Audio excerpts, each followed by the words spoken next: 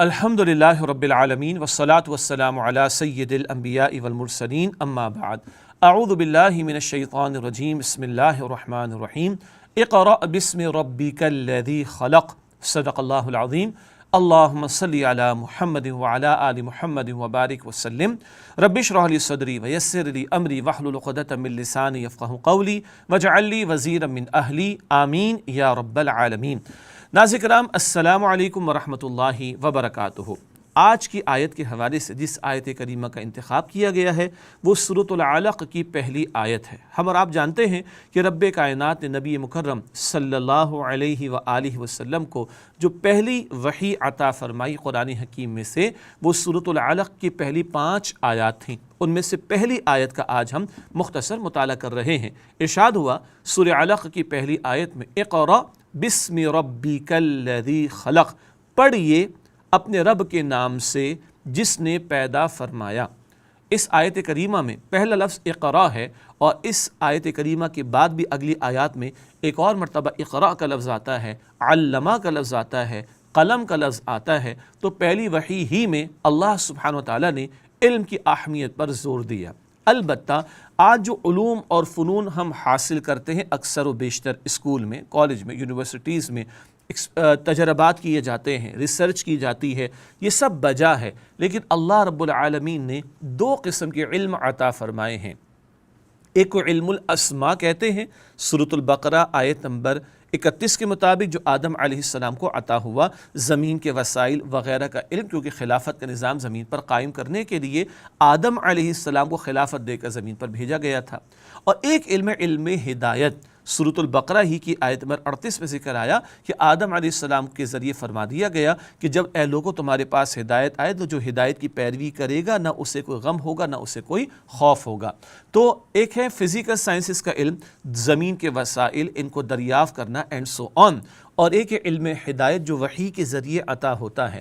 آج ایک آنکھ لوگوں کی بہت کھلی ہوئی ہے، زیادہ کھلی ہوئی ہے اور بہت زیادہ کھل چکی ہے۔ ہم دنیا کی تحقیقات میں لگے ہوئے ہیں اور اب کہتے ہیں جی مریخ پر جا کر وہاں کی مٹی کی خصوصیات پر ہم بلینز آف ڈالر لگائیں گے، لیکن دوسری آنکھ جو وحی الہی والی ہے وہ بالکل بند ہو چکی ہے۔ اور اللہ تعالیٰ نے پہلے دن ہی اس کی تفسیر ہمیں عطا فرمائی تھی، پڑھو بسم ربک، رب کے نام کے ساتھ۔ رب کا نام علوم و فنون میں سے نکل گیا۔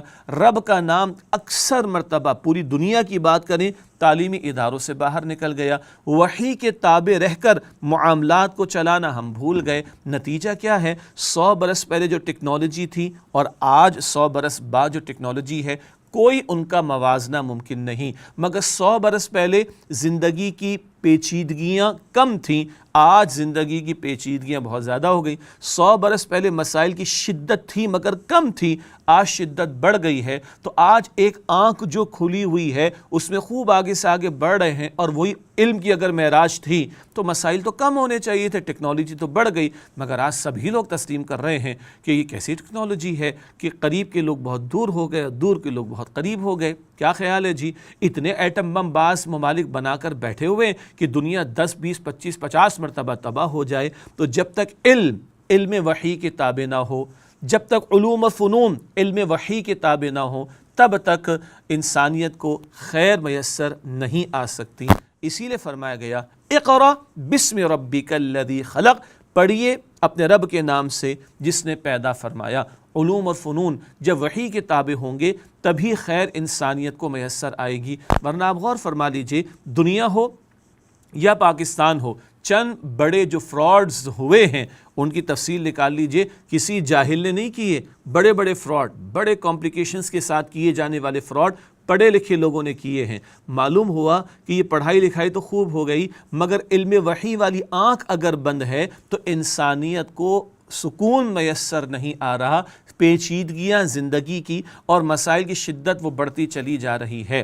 کیا اچھا ہو کہ ہم توجہ کریں کہ ہم علوم و فنون بھی سیکھیں مگر رب کی وحی اس کا علم حاصل کیا جائے، قرآن حکیم کا سمجھنا، قرآن حکیم کا ترجمہ، قرآن حکیم کی تشریح، بنیادی علم دین کی بات کر رہا ہوں، احادیث مبارکہ کا مطالعہ کرنا۔ اللہ کے نبی صلی اللہ علیہ وسلم نے اس کی بھی ترغیب دلائی اور ہمیں تعلیم دی ہے کہ طلب العلم فریضۃ علی کل مسلم، علم حاصل کرنا ہر مسلمان پر فرض ہے، اور دین کا بنیادی علم، کتاب و سنت کا بنیادی علم حاصل کرنا ہر مسلمان مرد پر عورت پر فرض ہے۔ جو معاملات ہم سے متعلق ہوتے چلے جائیں ان کا علم حاصل کرنا ہم پر فرض ہے۔ ہم میتھس پڑھ رہے ہیں، انگلش پڑھ رہے ہیں، اپنے بچوں کو پڑھا رہے ہیں، ٹیکنالوجی بہترین استعمال کر رہے ہیں، اور اللہ کا کلام اور اس کے نبی کی تعلیم ہمیں سمجھنا ہے صلی اللہ علیہ وسلم، تو ہم اللہ کو کیا جواب دیں گے؟ توجہ کرنی ہے۔ اللہ تعالیٰ علم دین کے سیکھنے کی مجھے اور آپ کو ہم سب کو توفیق عطا فرمائے، آمین یا رب العالمین۔ وآخر دعوانا ان الحمد للہ رب العالمین، والسلام علیکم ورحمۃ اللہ وبرکاتہ۔